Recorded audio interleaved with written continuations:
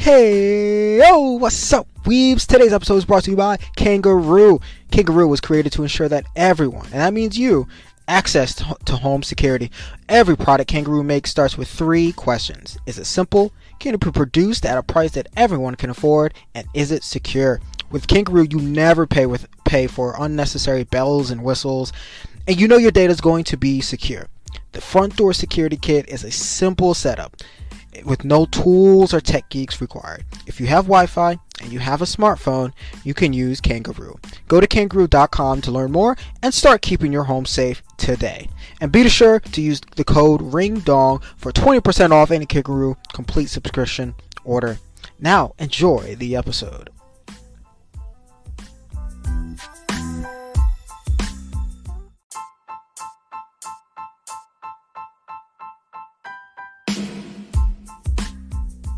Hey, yo, what's up, everybody? I'm back. The WeebCast is back for another week in anime news, anime manga reviews, all done with my lovely Phantom production crew and yours truly, C-Dub. I hope you guys enjoying your day. God damn, man, it has been a pretty hectic week in terms of just anime and manga. Some things that I'll probably be getting to briefly, but I won't tiptoe around it. Today I'm going to be talking a little bit about and my thoughts and feelings about the KissAnime and KissManga being accessible as of Sunday. Because that's been, if you guys you guys are on Twitter, right? So you guys know what's going on. And I haven't really expressed my feelings exactly on the situation.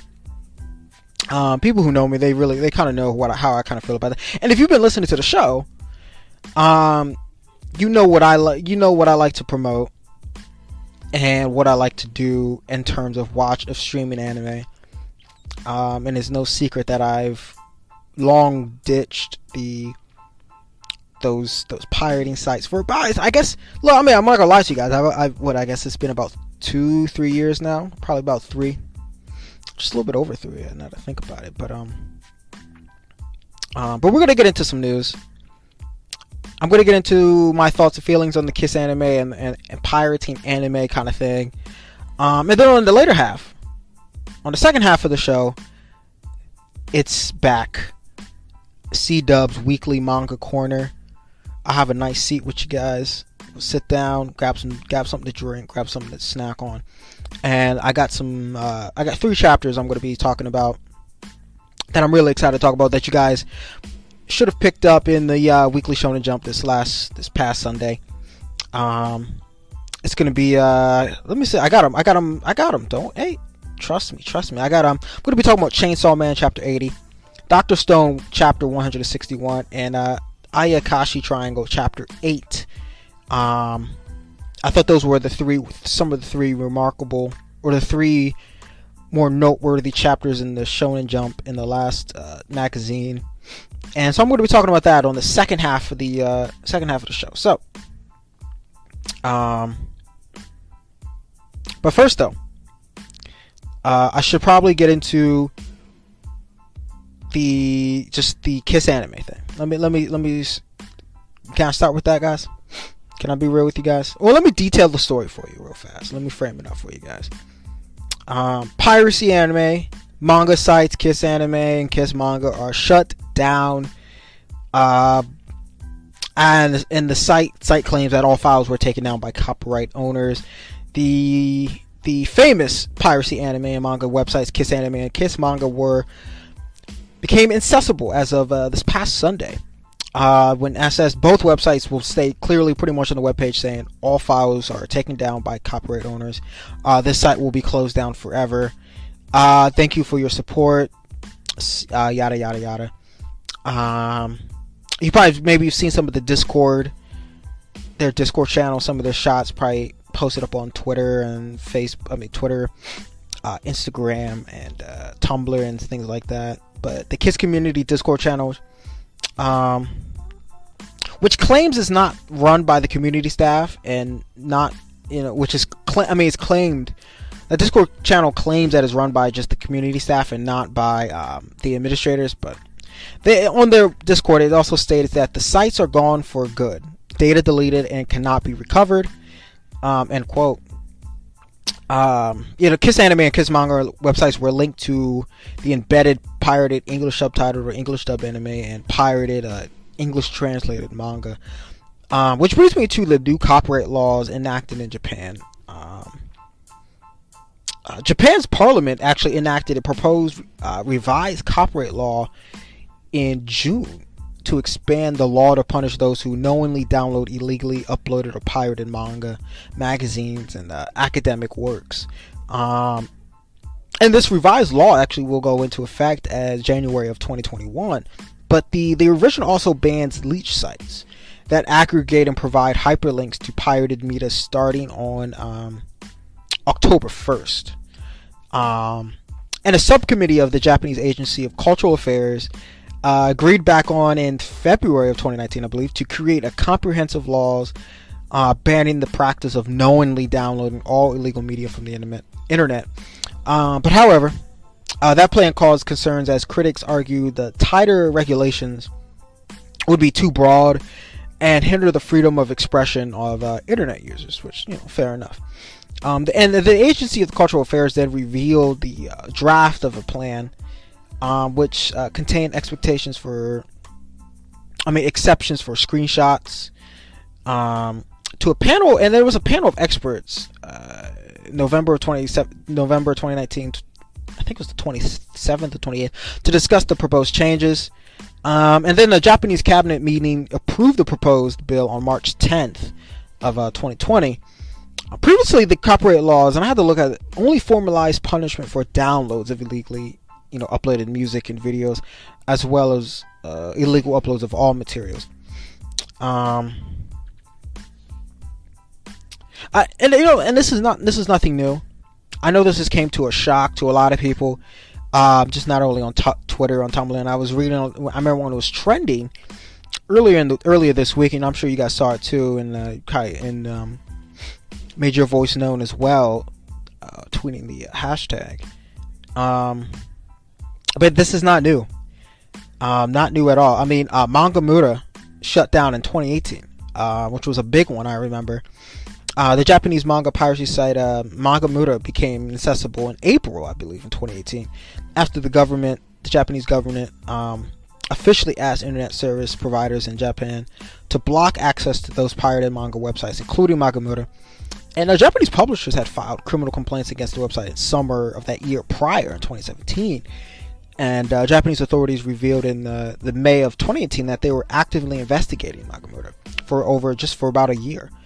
The Philippine Bureau of Immigration arrested 27-year-old Romi Hoshino, aka Zake Romi, the alleged administrator of Manga Corner. And in 2019, the police have arrested 3 other alleged Manga Corner related individuals in August of 2019.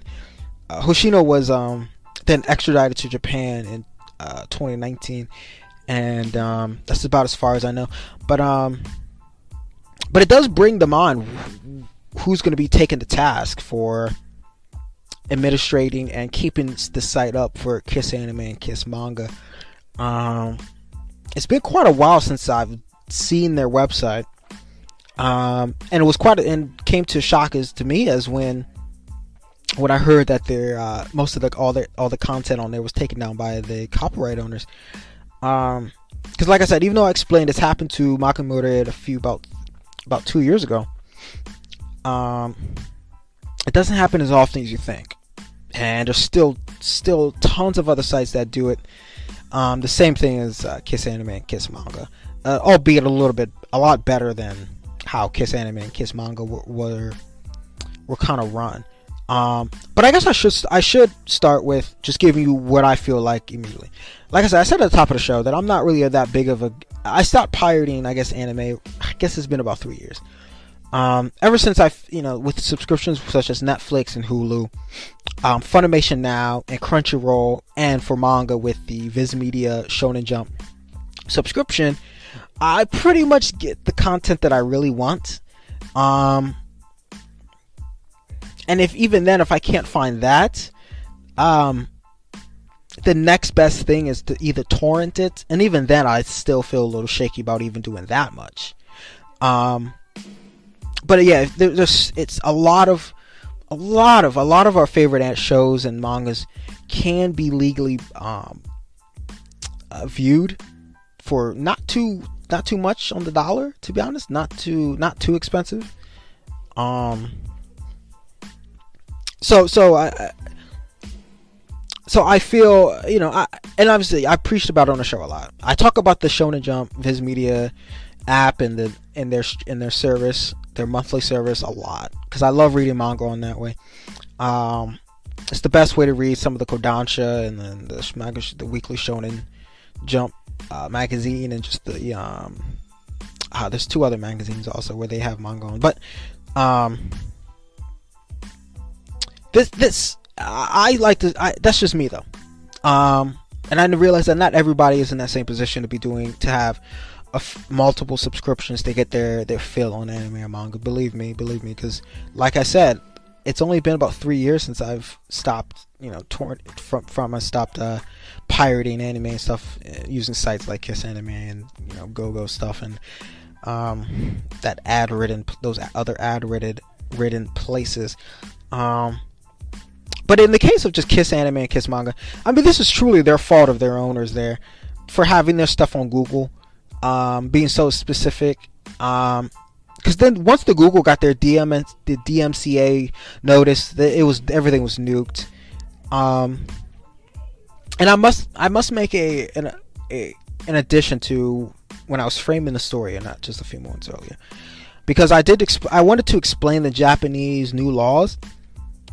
But I forgot to add in there that those laws only refer to those inside Japan, and not those in the U.S. Like I said, because this was DSMA noticed from Google, and then then they contacted the copyright owners, and the copyright owners signed off on it. Gave the green light, and everything was nuked on those sites. So I should have made that clear up at the top, that Japan themselves and their new copyright laws had nothing to do with KissAnime and KissManga being inaccessible. But I wanted to bring it up just at least so you guys understand, get all the information as much as possible. But I got some thoughts. It's people with. Like I said, I don't expect everyone to have the resources to stream legally everything on Crunchyroll or Funimation or Verve, other sites that may stream anime, Hulu, Netflix. Obviously, yeah, I was gonna say, I don't expect people, especially people younger than me, I don't expect them to be shelling out money to get their anime. But there are better ways than using KissAnime and KissManga. I'll let you know that. Trust me, there are a lot better ways. But to be honest, I'm kind of saying good riddance. Because sites like those were always awful.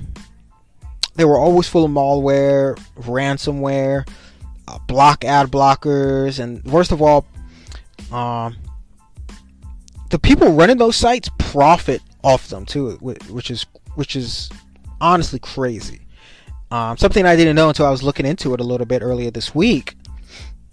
I gotta see if I can find some of the numbers and find some of the information so I can report this a little more accurately, because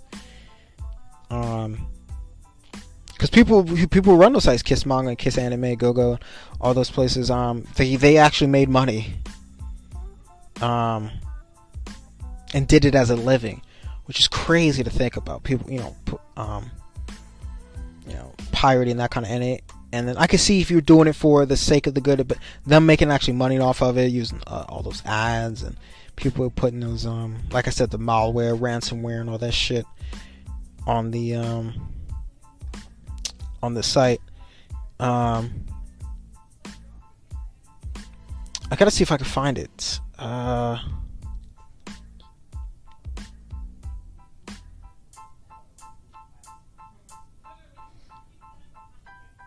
There we go. I think I found. I got an example. Here we go. I had to, because I was trying to pick an anime that I knew was pretty big around the time. Erased, one of my favorite mangas and animes. Erased. There was about 4.4 million views of Erased.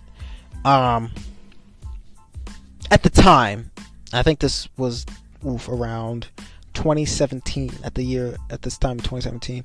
So about 4.4 million views of illegal anime streaming on the site. And if we apply the revenue per viewer, the Japanese creator Erased would have earned around somewhere from about $77,000 to $310,000 of dollars if the viewers on the site have legally streamed the show. And that's a newer show. If we talked about One Piece and just the subbed, there's been over about 62.4 million views of One Piece, and that number is more because this is data from 2017, I believe. Or 2016, 2017. So that would have been based on that, and I'm getting these about $1.2 thousand to $4.3 thousand of viewers that One Piece creators could have gotten, money that they could have seen. I'm sorry. Did I say thousand? I meant to say million. Basically, anywhere from $1 million to $4.3 million of dollars from those illegally streamed views. And even then, there's still shows with a little less of attention, like that one Yuri kind of show, Slice of Life, Sakura Trick. And we're looking at they were streamed over about a million views as of 2016, 2017, and that would have been anywhere from $19,000 to $70,000 just from illegal streams. And that's just a few anime titles. Now imagine with all the anime that's on KissAnime. I'm trying to think how many shows there could possibly be, but let's say like assume each person on that site is watching 2 shows that month and watching 6 episodes per show. Let's 2.1 million people times 2 shows, 6 episodes. That's about 26 million views, which is about per month 458,000 to about $1.8 million. I'm kind of lowballing it here. And that was just that year. These numbers could be so much bigger, so much more horrendous right now. We're already in the 5 million to 22 million. Assuming that there were 6 other streaming outlets in another language other than English. Could be torrents or just a different site. And then if we extrapolate just from that month and just to the whole year, we're talking about 33 million lowballing it up to at least 132 million. So over 5 years, we're talking almost at the low end $165 million of illegally streamed anime that could have went to its creators and to supporting those studios and supporting it's honestly ridiculous. I mean, look for me, C-Dub right here on WeebCast it advises people, if you can, to watch via legal means when possible. There's always Blu-rays, there's DVDs, there's legal streams. I should put out a list of legal streams somewhere on my Twitter. But I'll name some some ones that are at least available in my country in the United States. Adult Swim, Akiba Pass, All 4, Amazon Video, Anime Digital Network, Anime Lab, Anime Planet, Annie Plus Asia, Asian Crunch, Calm TV, Crunchyroll, Funimation, Gundam.info, High Dive, Hulu, Mangas, Midnight Pulp, Netflix, Nico Nico, Pokemon.com, Retro Crunch, Toku, Tubi TV, YouTube, Vivid, Vivid, all those are all places. So rewind it if you missed one of them. And most of them have free versions of all those, and some of them do have monthly subscriptions as options as well. But those are just ones that I can think off the top of my head that you guys should that I advise for you guys to use. Where you can stream them legally and download them. Because all I'm saying is we're not in the days of where VH tapes were $30 to $35 with an audio track and like 2 episodes, or one of those like $30 MSRP single DVDs with 3 or 5 episodes. And those were like the main legal ways to watch stuff. It's 2020. And now if something's not legally available in your region, torrenting is really the only acceptable method, as nobody's profiting off those. And the quality is a lot higher than these illegal streams on KissAnime and KissManga anyway. You can also pick what you're getting. From subs to TV versus the BD versions. And illegal sites for shows that were simulcast just put up the simulcast rips, which are the TV versions, and call it a day. You also don't have to worry about illegally streams rightfully getting pulled for copyright infringement. So that's just kind of my thoughts on it. On this whole mess. Like I said, I didn't want to spend too much time on it. I just wanted to kind of get you guys caught up on what's going on if you haven't already knew, and kind of give you my thoughts on it, and just kind of give you some other options if you were one of those people that used one of those sites. But I should get on to some other news. There's other things I wanted to get into this episode. There was some anime that's being premiered and things of that nature.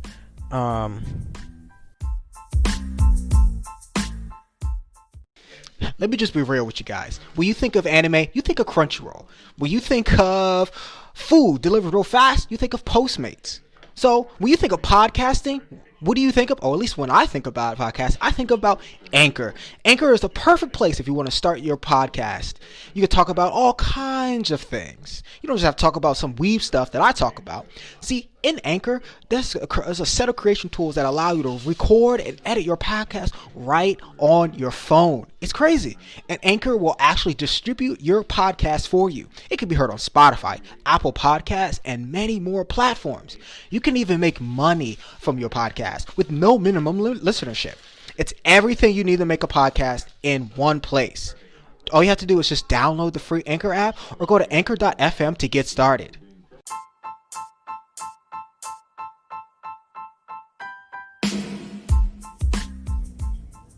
Hey yo, what's up? It's WeebCast Radio. Welcome back. And I was kind of thinking back a little bit. I spent about 20 some odd minutes talking about the KissAnime KissManga. And if you're listening to this right when it drops, right on this Friday, on this lovely Friday, I talked a little bit more about it. Now I talked more about it on the live on a impromptu, brand new, first ever WeebCast Hangout live session on Podbean. So if you guys ever want to hop on a call if you ever want to call into the show on a WeebCast Hangout live, download the Podbean app. It's free. You don't have to do anything about it. But that allows you to hop on the WeebCast Hangout and join the calls, join the session, join the chill, as I just go through the news of that day in anime and manga, or anything else wherever that strikes our fancy or whatever. And we talk about some future projects, future episodes, and topics I want to cover in the future, things like that. So it was a lot of fun with about the 5 or 7 people I had on my very first one yesterday. So that was pretty interesting. But I talked almost about another good, almost like 20 more minutes about the KissAnime manga thing. So the people who were there, they kind of got a little more of a raw, less scripted side of my opinions on there. But I feel like what I felt like I had to say earlier, I stand pretty true to that. But moving on, I want to move on to some other things in the news this past week that caught my eye. Some of these I'm gonna rapid. I might have to rapid fire some of these, but some of them I might take a few minutes and just digest. First things first, let's talk about the Demon Slayer movie, the Mugen Train, which is coming out in October. But what's also coming out in October is that the Mugen Train film gets a novel version. Shueisha announced on Friday that announced earlier today, I believe, that it will release a novel adaptation of Demon Slayer Kimetsu no Yaiba, the movie Mugen Train film, which comes out on October 16th. The same day the film opens in Japan, Aya Yajima is returning from the 3 previous novels in the franchise to write this new novel. And the main staff members of the previous television anime are returning for the sequel film. Toho and Aniplex are handling the film's distribution in Japan. Funimation, our friends at Funimation Films, is partnering with Aniplex of America to release it in North America in 2021 with no exact date. But yeah, so this is pretty cool. For someone who's only read, I think, 2 of the novels of Demon Slayers currently, I gotta get to the 3rd one. This actually really excites me and makes me kind of get excited to read the 3rd one at a good pace so I can get ready for the one in October 16th. And if you haven't read the novels, I implore you, for people who are fans of Demon Slayer, which there are a lot of, but I don't know how much in the fandom realize that the novels are just as good as the manga, just as entertaining as the anime, delves into other territories that the manga couldn't get to, and definitely that the anime doesn't necessarily touch too much, and it's great supplementary information and knowledge to feed your Demon Slayer needs, if you're kind of feeling left out and you read the manga, you watched the anime, you still want some more Demon Slayer content. They have 3 whole novels, and they got a movie coming up. So spend some time doing that if you've been missing some Demon Slayer in your life. Let's go right into another pretty big anime that people, I guess, don't talk about too much. That's Assassination Classroom, because that's premiering on Toonami next week. I believe it's gonna be next week on August 29th. Yusei Matsui's, the anime based on Yusei Matsui's manga, will air, I think, on Toonami on August 29th, 1 a.m. And the official Facebook account for Adult Swim's Toonami programming block announced that this earlier today, or Friday night, or I believe. And Assassination Classroom will join the Saturday night lineup on August 29th, airing at 1 a.m. And let me give you the full lineup for that August 29th right there. And tell me Toonami isn't doing something right here. You got Dragon Ball Super at 12 a.m. 12:30 you have JoJo's Bizarre Adventure Golden Wind. You got 1 a.m. got the new edition Assassination Classroom. Then you got Black Clover at 1:30 a.m. Then you got Fire Force at 2 a.m. Then you got Naruto Shippuden and at 2:30, and then ending up Black at 3 a.m. Samurai Jack. Toonami. Look, I'm not even a big fan of Black Clover, and Dragon Ball Super is kind of mid, but that's not a bad block. Not a bad block. And to be honest, I've never actually heard the Assassination Classroom English dub, so I may have to check it out just to see what it is. Because I remember the mangas ran from 2012 to 2016. It's about a 4-year run, almost 5. And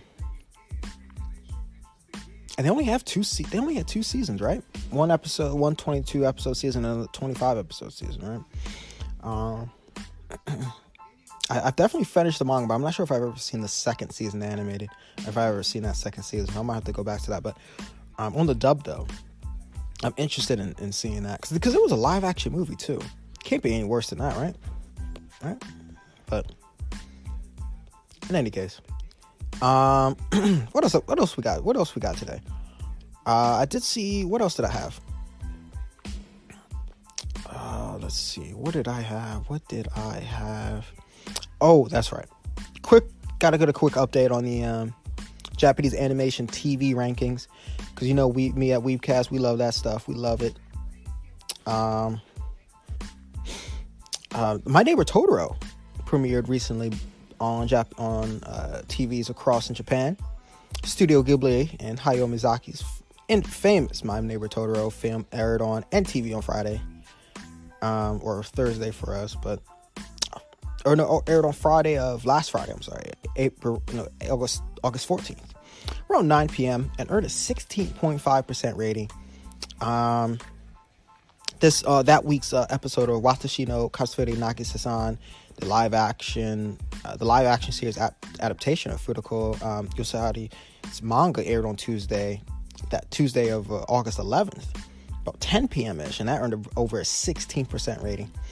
And then Natsumi Ando's Something's Wrong With Us manga premiered episode on NTV August 12th, that day after, and about almost a 10%, getting a 9.6 rating. So those were some of the highest ones of that week. And the week I'm speaking of is August 10th to the 16th. I don't have the data for, obviously, from the 16th to the 22nd yet. I'll probably getting that tomorrow-ish, maybe on Monday. It'll probably be Monday till I get I usually wait for Monday to get the official things. Because Fuji TV and NTV, they all publish all that good stuff. But let's get into some of the other shows in that TV ranking. Some of the things that I thought was actually interesting and doesn't happen very often. One Piece, which usually doesn't score very high on in like Japanese household TVs. It's not on a lot of TVs. People don't tune in for it as much as people like to. If you go on Twitter, if you like to believe, like I said, Twitter is a household, is like a funhouse mirror. When truth enters Twitter, it's twisted and bends and all that shit. And when it comes out on the other side, it's not really the truth anymore. That's how I view Twitter. But obviously, Sazae-san, popular children's TV show, obviously held the top spot in most household rating with a 9.1. Detective Conan holding it down on NTV with a 7.6 average household rating. Always doing it big because people love streaming Detective Conan and they love watching it on the TV. Can't say that about some other shows. But back to One Piece premiered, coming on Future TV. It actually ranked. It was on. More people watched it in that week than Doraemon and Crayon Shin-chan. Two very cult classics. Loved by all ages. Both scored lower than One Piece in that week. So I thought that was actually interesting. It's going to be, and see if that's going to carry over into the next week. But and there was another thing interesting, I thought, at the bottom of that list, with a 2.3 average household rating. That was Digimon Adventure, the reboot, remake. I'm not really quite sure how they actually picture it, how they actually determine that. But, yeah, so I think that premiered on August 16th, just last Sunday. And that was a 2.3 rating. It was interesting that it even got into it just in that top 10 or 11-ish in the first place, to be honest.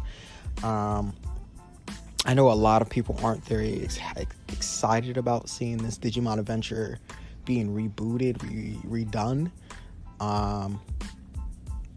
But the fact that it found a spot that people are watching, and if people are watching on households, that means there's an audience streaming it as well. So I thought that was interesting to make notes of. Also, Darwin's Game. You heard me talk a lot about Darwin's Game. I think it's one of the better mangas out right now. But Darwin's Game novel prequel has ended. The serialized prequel about Shuka, Rain's Past, launched this past January 16th. And in this year's 38th issue of Akita Shoten's Weekly Shonen Champion magazine announced on just yesterday that the serialized prequel novel of Flip Flop's Darwin's Game manga will end in the magazine's next issue, August 27th. The novel launched in Weekly Shonen Champion, which is another good magazine you guys need to get hip on. They got some good titles in there. I have to do an episode talking about Shonen Champion, but the Flip Flops duo is once again working on a novel with member Shumiyama, which formerly went under, I don't know if they go under the pen name anymore, of Kinko, writing the story, and member Yukiya Takahata doing the illustration. The novel story focused on Shuka and Rain's past mainly, and where the manga centers on Kaname Sudo, the high school boy who's drawn to a mysterious game map named Darwin's Game. and he becomes involved in a social game where the stakes are life or death. Which, if you don't know the history of Darwin's Game, Flip Flop launched that manga in the Biasasu Shonen Champion manga in December of 2012, I believe. And the manga's 21st compiled book just shipped on August 6th. While Miyama provides the story, Takahata provides the art. And the manga just entered its final arc, this year, at the beginning of this year. And I think I talked a good bit about the anime when I did my winter first impressions, when I got hip on it. So check that episode out as well. I watched it on Funimation Now, but you can watch it on Funimation Now, Crunchyroll, and High Dive. But I got some other quick stories to go through real fast. So let's get right into them. I talked about this on my Podbean live show just yesterday. I talked about Gintama and the final film and how it's based on the manga's finale. But there was something about Undead Unluck that I wanted to talk about. That's right. Just yesterday, Shonen Jump's Undead Unluck wins the Sugi ni Kuru Manga 2020 awards. The winners were announced for the 6th Sugi ni Kuru Manga Taisho, which are the up-and-coming manga awards. And I talked about this on the show, I think, before. I'm pretty sure I've talked about the manga Taisho, these awards before, where it's about they're awarding some of the up-and-coming great mangas. And the top prize, we're going to Yoshifumi Tosaka's Undead Unluck, which I think I reviewed on the show at least once or twice. I haven't given it so much attention, and because not a lot of people talk about it yet. But like I'm telling you, one of these days you're going to be seeing Undead Unluck popping up on your Twitter, on your timelines, on your Instagram, on your Tumblr. You're going to be seeing some art. You're going to see some cool shit when that shit gets animated. I'm telling you guys, you heard it here first. But this Shonen Jump series is licensed by Viz Media, and you can read it in print and digital, where I read it in digital. But let me talk a little bit about Undead Unluck, though. The story follows Fuko Izumo, otherwise known as the woman cursed with unluck. And Fuko brings misfortune to literally anyone she touches. And her scale is proportional to how long they had physical contact. She's saved by Andy, a man that cannot die, which is undead. He hopes to figure out a way to use Fuko's misfortune to finally bring him death. And the unlikely pair kind of team up to complete missions given to them by the Book of Revelations. But if they or any other negators in their union fall, the book can punish humanity. And then Tosaka, the author and the illustrator for the manga, had commented on his win, and I quote, "First place. Thank you so much for your votes and support. I am now keenly aware that I was able to create a manga thanks to the support of many people. Rather than embarrassing myself after this fortuitous outcome, I think I'll continue with this interesting manuscript," end quote.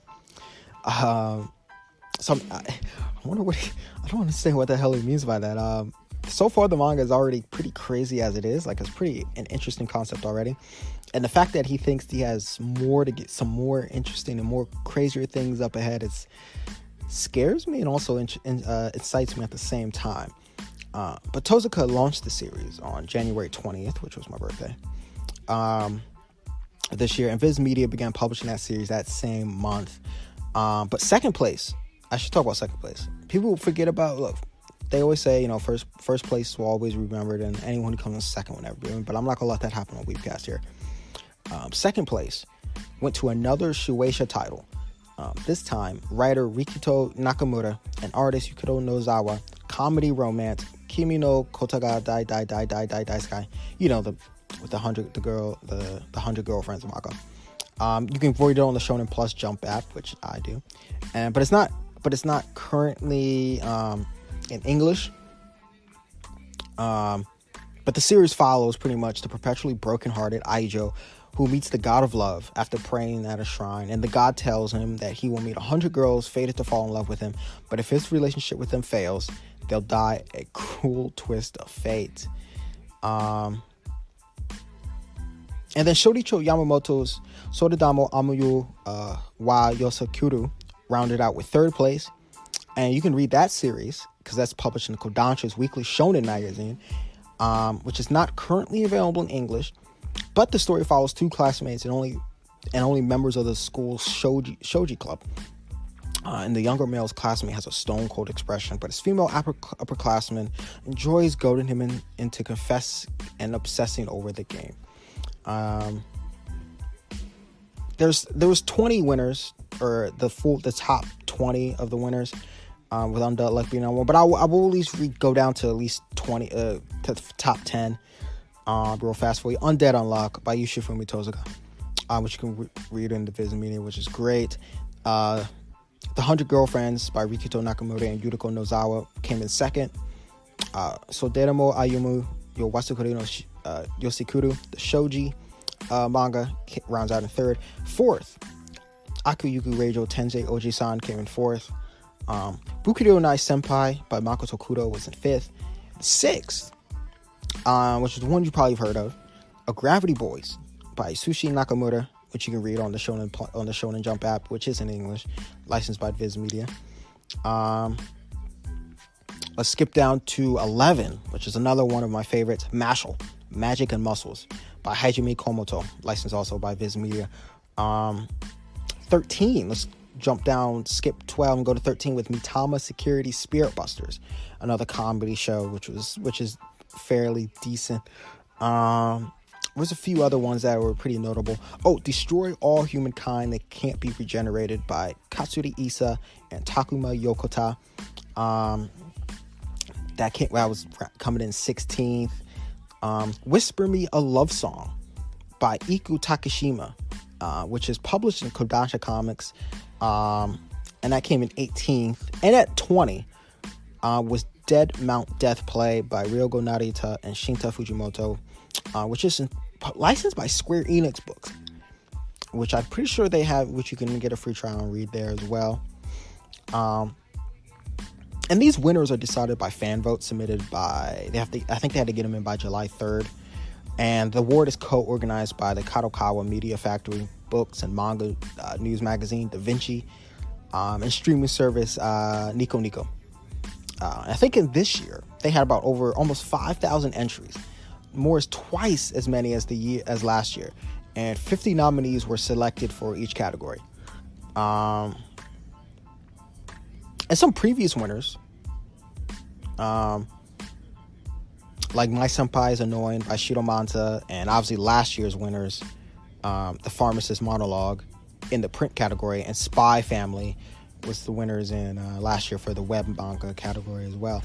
But I thought that was interesting. I'm just glad. I'm really big ups to Yoshifumi Tosaka for winning this up and coming manga awards with Undead Unluck, because this manga, it should be going places. I do believe it will be going places. That was one of the few big stories I definitely wanted to get into. I'm not sure if I wanted to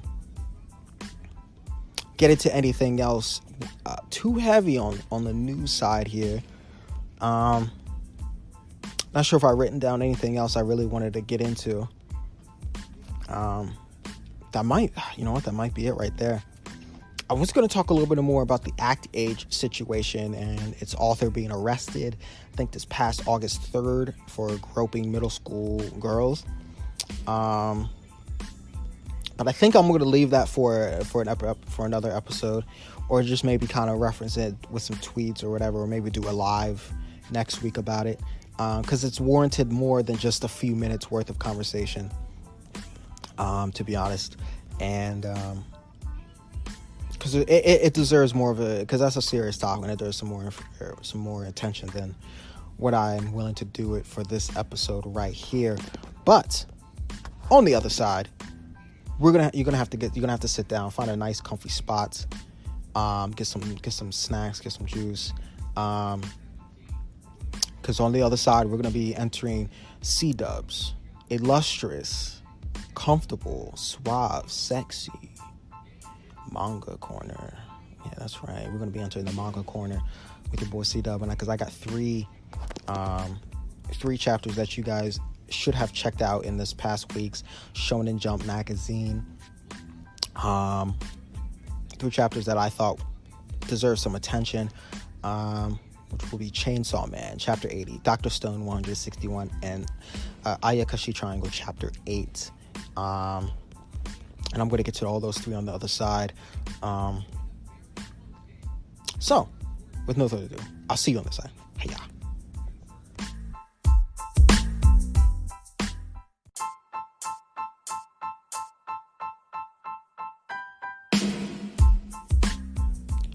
Hey, yo, what's up, weebs? Welcome back to another episode of WeebCast. Hope you guys enjoying this episode so far. I know it's been chock full with a lot of stuff going in, talking about the KissAnime KissManga being shut down, hitting up this past weeks with some of my favorite news stories in anime and manga so far this past week. But now we're gonna chill out, talk some manga. You know I'll be a manga. I'll be a big manga head, bro. You already know this. This ain't no surprise. But like I said, the thing is, I love releasing these episodes on Fridays, keeping this nice consistent schedules, because I want y'all to start off end your work week with something relaxing, something entertaining. I hope, with a guy with a bad voice.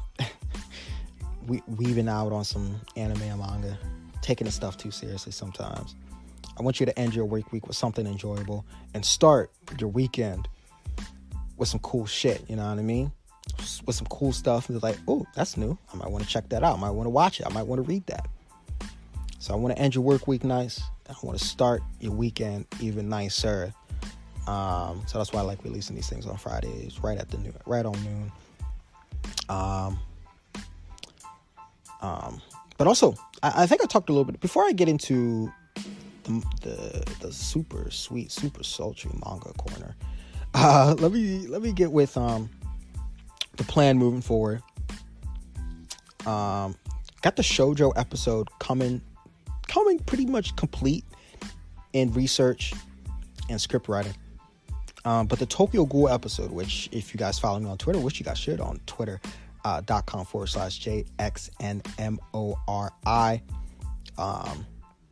I've been talking about my Tokyo Ghoul script, and because I'm going to be doing a Tokyo Ghoul retrospective, and I haven't done one of these since the Bleach one, which has been about April. I think I did that one in April, I believe.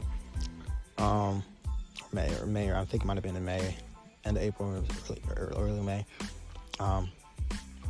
So I'm really excited to get this one out, and I want it to be better than what I did in the Bleach retrospective, where I want to hit the anime, hit the manga, and really focus on what I liked about it, what I didn't like about it, give it a nice official WeebCast rating, and kind of talk about how I think that series will be remembered, what its place in history, in its genre, and just in its genre of fiction and things of that nature.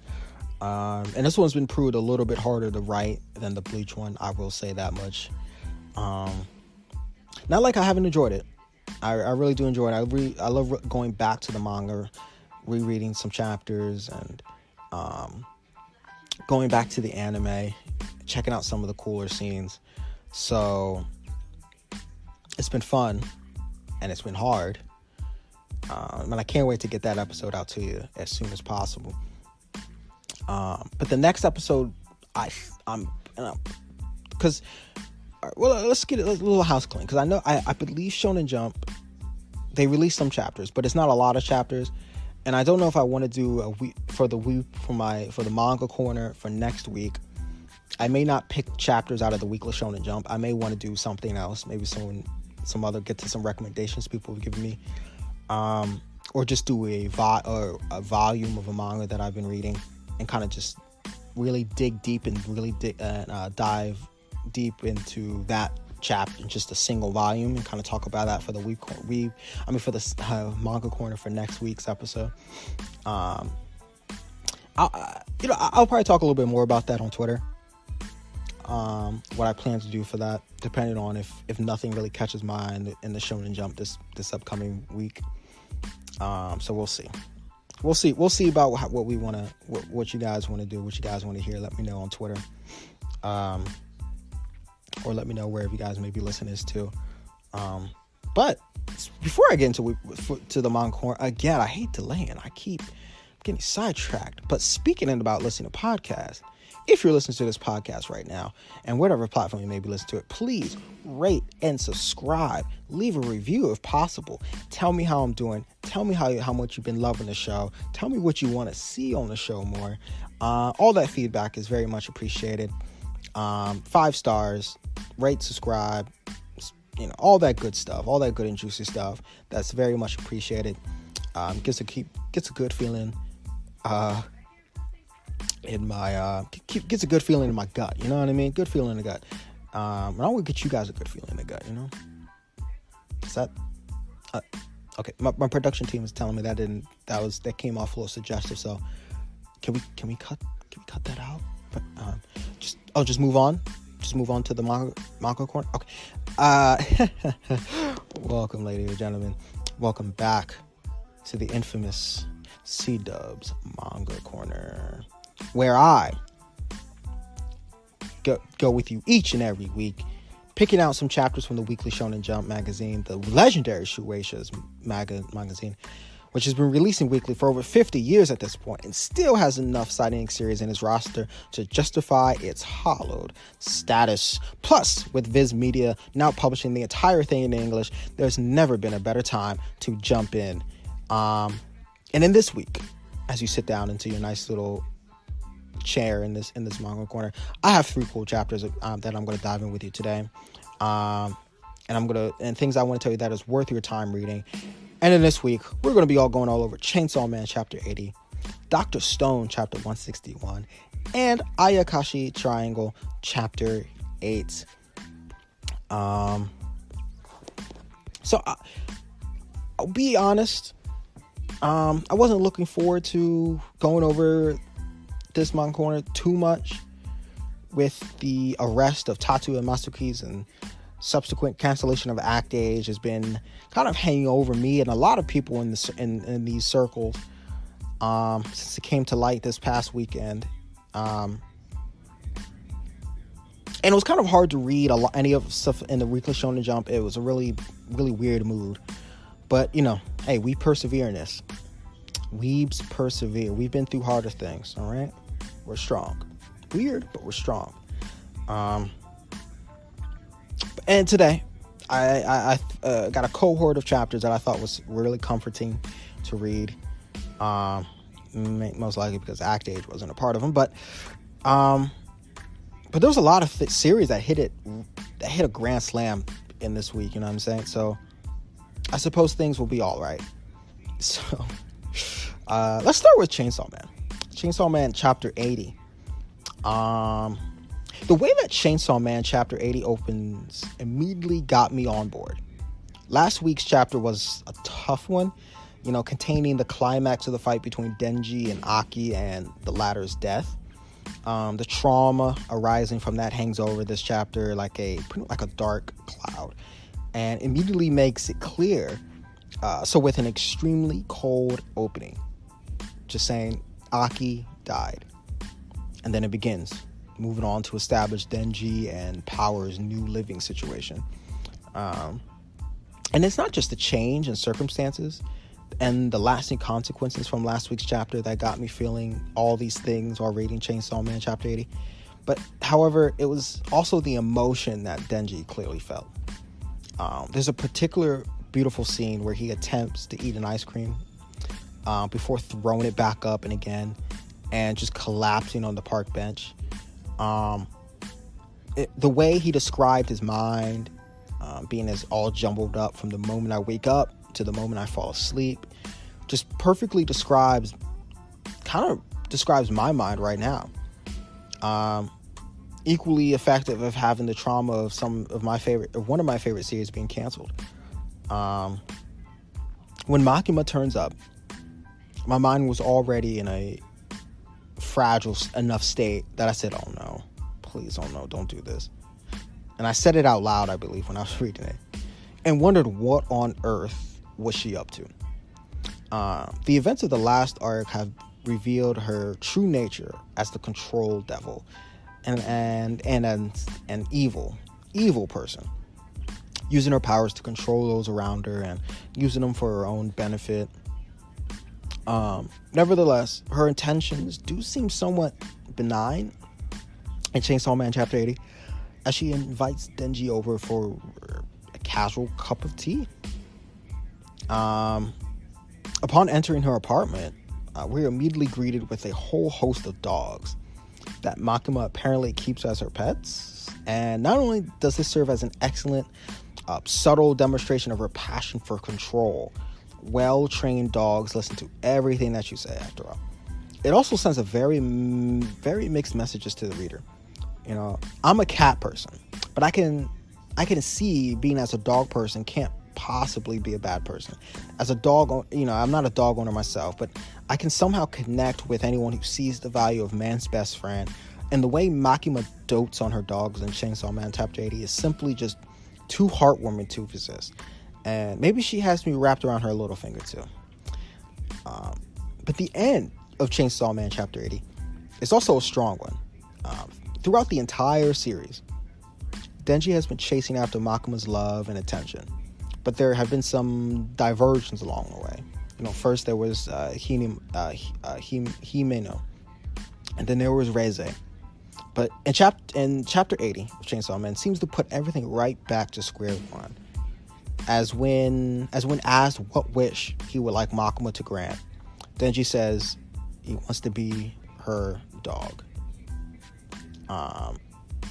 Any other series would have had me writing this, ended off as a mere cliffhanger intended to create some anticipation for the next chapter. But if Chainsaw Man's last two arcs have taught me, if they taught me anything, then it's to expect the unexpected.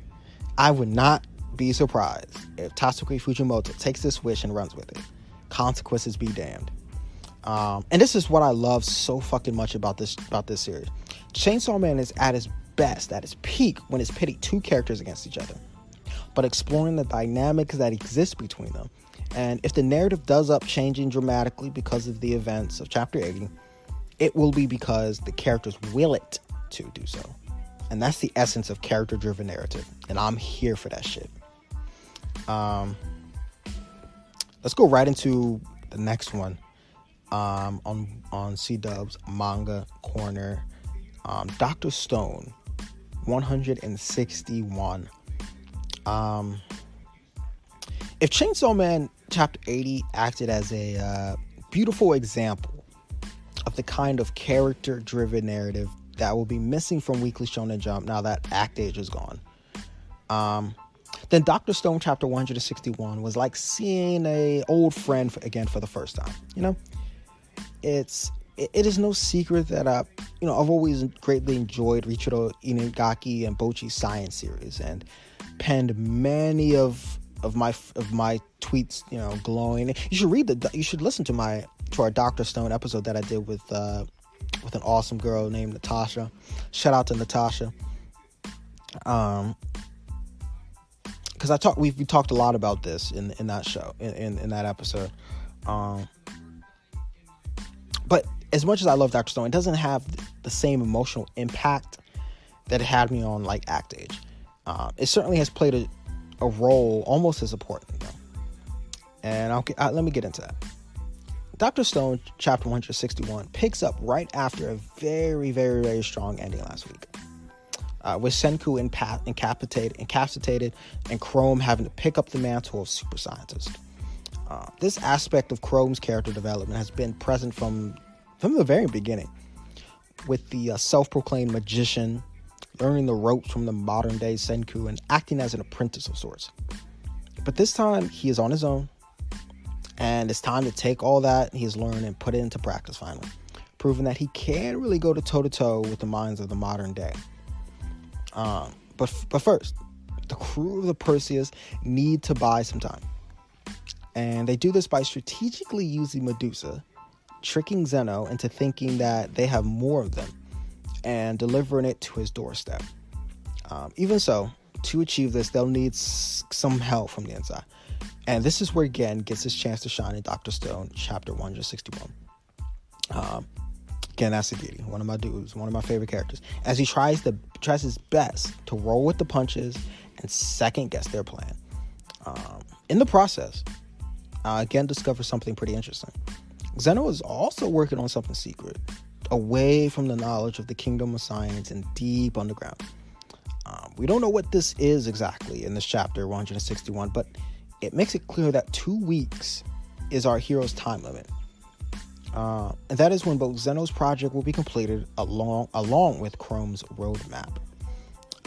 And speaking on Chrome's roadmap, Inagaki and Bocchi do an excellent job of expressing in both pictures and words Chrome's tutelage from Senku and lack of modern knowledge.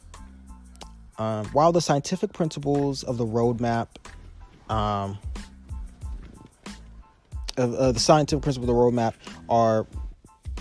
sound, using triangulation and a drill to dig a hole to Zeno's base, Chrome doesn't have the vocabulary or knowledge to properly express it, meaning that he uses his words such as puff puff machine, and illustrates the gadgets in a cartoony style, and it's these little touches in Dr. Stone chapter 161 that make it such a damn joy to read.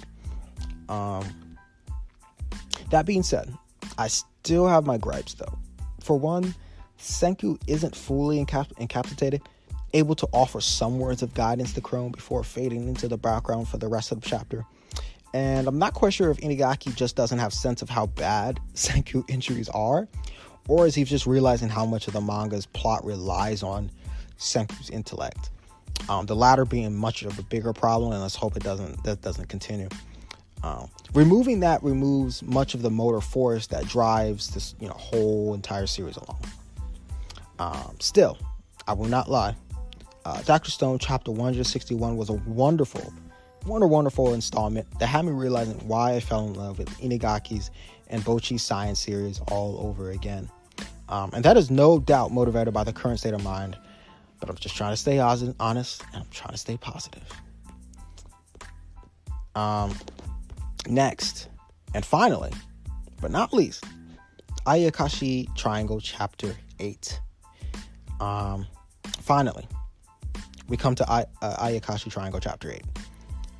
As I said from the beginning, I think that quite a lot of series have had good chapters this past week, with Moray King chapter 15, Hard Boiled Cop and Dolphin chapter 6, Me and Roboko chapter 5, and A Gravity Boys chapter 31, all coming very close to making the cut of my top 3 most interesting, as my top 3 picks to be on Manga Corner, in the Manga Corner for this week. But I chose the latest Ayakashi Triangle for one simple reason. And that was because it delivered very well on an exciting cliffhanger, which wasn't exactly what I was expecting, to be honest. Last week's Ayakashi Triangle left on a interesting note, to say the least. Tensions between Suzu and Matsuri have been running high for a while now, especially as Matsuri's transformation into a girl puts the brakes on any sort of romance for some reason. But this culminated in when appeared to be Suzu sneaking into Matsuri's home to give him or her a kiss. As it turns out, this was not Suzu at all, but an Omokage illusion born from Suzu's spirit energy. Yeah, I know. So essentially, it attempts to carry out whatever she was thinking before she went to sleep, which includes both kissing Matsuri and eating crepes. More power to you, I guess. And if that sounds like a cop-out, it isn't, because Ayakashi Triangle Chapter 8 actually uses this new entity to its fullest, telling a very, very competent A to B story as Matsuri attempts to track down the Omokage before it does any damage to Suzu's body. Particularly clever is the fact that Suzu shares all of her senses with the Omokage, which lends herself to the action, and Matsuri is forced to use this limited information provided by her along with his intuition to track down the spirit. And while reading Ayakashi Triangle Chapter 8, I got the real impression that Kentaro Yabuki knows exactly what he's doing here. That shouldn't be too much of a surprise, given that he nearly 20 years of manga experience. but everything is just perfectly executed in Ayakashi Triangle Chapter 8. The character interactions, the tense action, and obviously the art. Oh goddamn, this art is just, the art is phenomenal as usual. It always hits.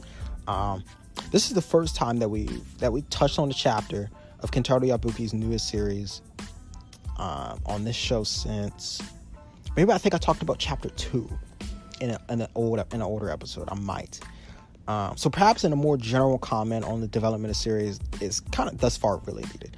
But to cut a long story short, I really like it. And I'm slightly ashamed to say so, as it's hardly one of the most refined stories in Weekly Shonen Jump right now. But something about it just has me hooked. Maybe it's the love story. Maybe it's the art. Maybe it's the fan service.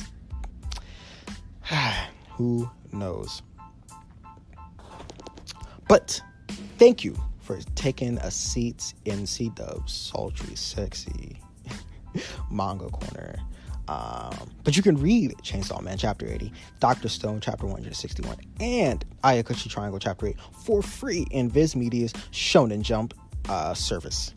But like I said, thank you so much for sitting down with me, going over some manga, sitting down with me, talk about my thoughts and feelings on the KissAnime KissManga situation, and some cool news stories over this past week.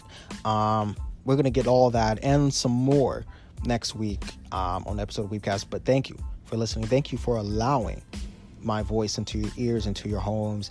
I hope you enjoyed it. And always to remember that if you want to support this podcast, just make sure you guys keep listening, keep sharing it with your friends and family, any weebs that you know that might want to listen to the number one anime and manga show on the internet. Just slide on WeebCast, baby. Just slide on WeebCast. They're gonna love it. They're gonna love you for recommending it to them, man. Imagine how cool you're gonna be. After you share this podcast with them, now all the knowledge you get from me, all this secret, all this cool, low-key knowledge, they're gonna be like, man, so this is where you get all your shit from? This is where you get your big brain anime stuff from? Damn, no wonder. I'm gonna have to do that. And that's the coolest thing about this show. You listen to the show, you're gonna find out some things that not a lot of weebs know about. I'm telling you, you're gonna find out some things like, oh man, I didn't know about that. I didn't know about that shit. That's pretty dope. That's what I'm here for. And that's what I'm here for. But that also supports the podcast, sharing it and listening to it, rating and subscribing on whatever podcast platform you may be listening to this show. Whether you're listening to it on Apple Podcasts, Spotify, iHeartRadio, Overcast, even over, anywhere. Or if you're listening to it on Podbean, make sure you guys just keep listening, keep sharing it. And if you want to take it a step further and get a shout out on the show, all you have to do is go to anchor.fm/weebcast/support, or go to the link in any of this episode or in any other episode. And if you want to support this podcast, you can send over a small donation right to the show, directly to me, to put forward to better equipment, better guests, improving the show overall. And it'd be greatly much appreciated. Like I said, you will be shouted out on the show, and it's gonna be great. It'd be so lovely of you, and I'll love you forever. And not like I already don't love you guys. Like I seriously love the hell out of you guys already. You know what I mean? But before we round this show out, I just wanted to do quick, and I might keep doing this later, because I did upload a small section of last week's episode of Will I Be Watching Yoshifumi on YouTube, about 10 minutes. And I got a cool comment on my YouTube, and I want to read that and shout them out, because they said it was okay for me to talk about this comment. But they said 4 movies. If Kagome spent 3 days in the feudal era and 3 days in the modern era, she would end up 6 days older. I get the feeling that most plot points they are releasing is stuff that happens in the first couple of episodes when they are setting up the story. I think Mordechai is the glue that holds them all together. And I agree, but I think that the muscle will be split up between them all, the 3 of them, that each have areas that they need to become more proficient in. Unlike Kagome, Towa has learned how to fight and handle herself among humans who don't fight fair, so she brings something to the fight right away. Mordechai strikes me as a real badass, a real shit disturber, and that trouble follows her half the time she's caused it. She is the one more apt to rush in. Kohaku made Setsuna the squad leader, so she must have some leadership abilities. And one reason why Setsuna may look younger is her armor. Sango, Kohaku, and Hisui all wear their armor under their breasts. Setsuna seems to have a flat piece of armor covering her breast, which hides her shape a bit. Thank you so much, Vandri Lavali, for commenting on that YouTube video and allowing me to shout you out on the show. I thought it was a very detailed comment, and I hope you keep commenting. I hope you listen to the show as well. But that's going to be doing it for us on WeebCast on this episode, on this Friday. Hope you guys enjoy the rest of the day. Like I said, keep reading, keep watching, keep staying positive, keep loving. But I'm out of 2000. See you.